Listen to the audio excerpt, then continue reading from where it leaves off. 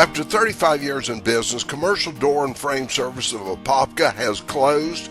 Kincaid Auction Realty is conducting an internet auction of all of the inventory, shop tools, office furnishings.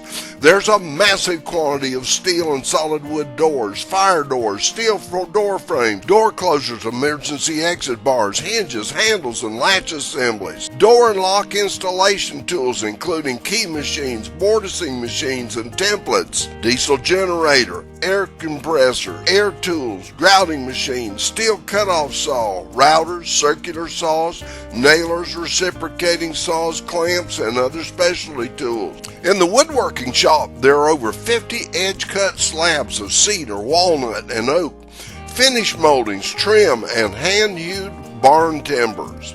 Power tools include planers, joiners, commercial table saws, Bessemer guides, sanding machines, shop fans, computers, copy machines, and break room appliances.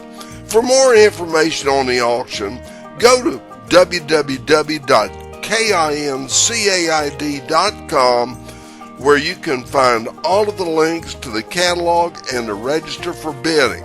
But you have to hurry because the auction will end on January the 14th. The building is under contract to be sold and all must go immediately.